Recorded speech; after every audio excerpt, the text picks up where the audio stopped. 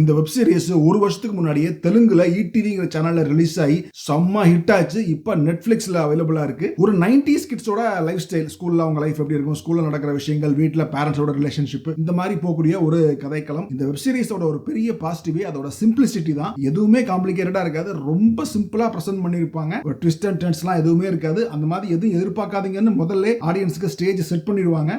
ஆரம்பத்தில் 1-2 எபிசோட் வந்து கொஞ்சம் ஒரு சில காட்சிகள் கிரிஞ்சா இருக்குமோ, கிரிஞ்சா இருந்துச்சு, இப்படிதான் ஃபுல்லா இருக்குமோ அப்படிங்கிற ஒரு ஃபீல் வந்துச்சு. பட் போக போக ஓகே, அங்கங்க அந்த மாதிரி காட்சிகள் இருந்தாலும் ஏதோ ஒரு சீன் வந்து ஒர்க் அவுட் ஆகும். நிறைய படத்துல நிறைய காட்சிகள் வந்து கனெக்டபிளா, ரிலேட்டபிளா இருக்கும். இந்த 90s கிட்ஸ் எப்படி ஸ்கூல் பேக் எப்படி ஆர்கனைஸ் பண்ணுவாங்க, பென்சில் பாக்ஸ் எப்படி ஆர்கனைஸ் பண்ணுவாங்க, பரீட்சை முடிஞ்சு லீவ் விட்டு திருப்பி ஸ்கூலுக்கு போகும்போது அந்த மார்க் ஷீட்லாம் கொடுப்பாங்கல்ல, அப்போ அந்த டென்ஷன், அதை திருப்பி பேரண்ட்ஸ்ட கையெழுத்து வாங்கணும், அது எல்லாமே சூப்பரா ரீக்ரியேட் பண்ணியிருந்தாங்க. இந்த மாதிரி கம்ப்ளீட்டா in and out scene by scene super பா அப்படின்னு இல்லைனா கூட அங்கங்க என்கேஜ் பண்றதுக்கு சில காமெடியான விஷயங்கள், சில ஹார்ட் வார்மிங் மூமெண்ட்ஸ் அங்கங்க இருந்துச்சு. காஸ்டிங் வைஸ் ஒரு சூப்பரான காஸ்டிங். அந்த ஃபேமிலியும் நல்லா, எல்லாருமே நல்லா பண்ணியிருந்தாங்க. முக்கியமா அந்த 3 பசங்க, மௌலிக்கு தான் ஸ்கிரீன் ஸ்பேஸ் ஜாஸ்தி இருந்தாலும் அந்த தங்கச்சியா வர்ற பொண்ணு வசந்திகான்னு ஒரு பொண்ணு சூப்பரா நடிச்சிருந்தாங்க. எனக்கு அவங்க பெர்ஃபார்மன்ஸ் ரொம்பவே பிடிச்சிருந்துச்சு. ஃபினிஷிங் கூட நல்லா இருந்துச்சு. அதாவது தன் பையன் வந்து ஸ்டேட் ஃபர்ஸ்ட் வந்துருவாருன்னு எதிர்பார்த்துட்டு இருப்பாங்க. பட் அங்க ஒரு ட்விஸ்ட் இருக்கும், அது நடக்காது, வேற ஒண்ணு நடக்கும். ஸோ ஒரு பேரண்டா அவர் ஜெயிக்கலனா கூட ஒரு டீச்சரா அவர் எப்படி ஜெயிச்சாரு நல்லா